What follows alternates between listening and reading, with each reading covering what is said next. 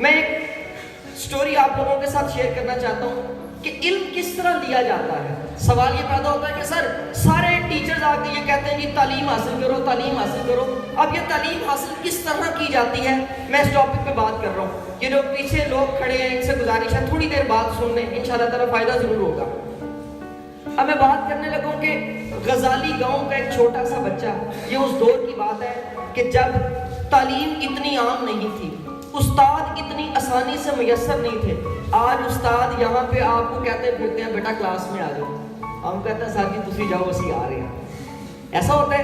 لیکن یاد رکھیں یہ اس دور کی بات ہے کہ جب علم دینے والے بہت کم تھے, علم لینے والوں کی پیاس بہت زیادہ تھی. غزالی گاؤں کا چھوٹا سا بچہ جس کے تن پہ پورے کپڑے بھی نہیں ہیں, اس کو پتہ لگتا ہے کہ ہمارے گاؤں میں ایک ایسا شخص ہے, ایک استاد آتا ہے ایک امیر گھرانے کے بچے کو پڑھانے کے لیے.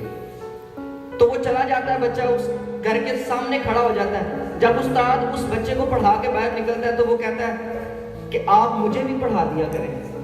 تو وہ استاد کہتا ہے کہ میں ایک وقت میں ایک بچے کو پڑھا سکتا ہوں, میں سارے بچوں کو یا 2 بچوں کو نہیں پڑھا سکتا.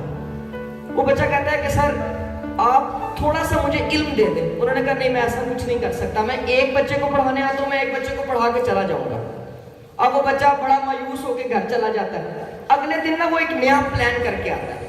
اگلے دن پلان کرتا ہے, ٹیچر پھر اس کے گھر آتا ہے اس بچے کے گھر پہ پڑھانے کے لیے. وہ بچہ باہر کھڑا ہو جاتا ہے, غزالی گاؤں کا وہ چھوٹا سا بچہ جس کے تن پہ پورے کپڑے بھی نہیں ہیں, وہ باہر کھڑا ہوتا ہے. استاد پڑھا کے باہر نکلتا ہے, وہ کہتا ہے استاد جی آپ مجھے پڑھا دیا کریں.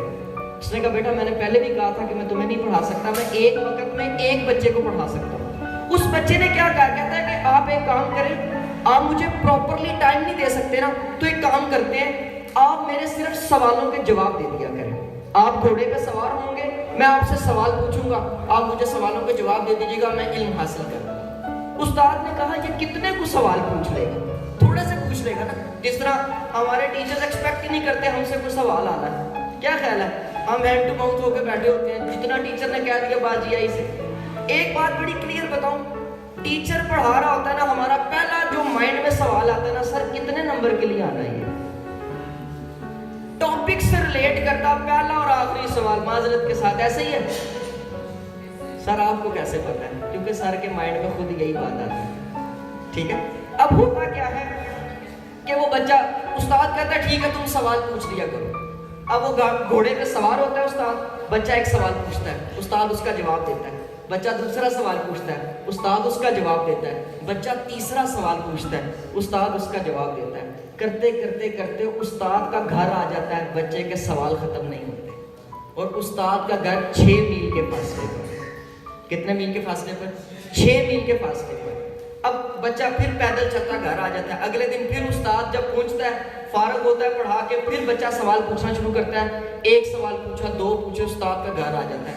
کتابوں میں نے یہ پڑھا ہے کہ وہ بچہ 6 سال تک اسی طرح پیدل چلتا رہا استاد کے پیچھے, اس کے گھوڑے کے ساتھ ساتھ, تاکہ سوال پوچھ سکے.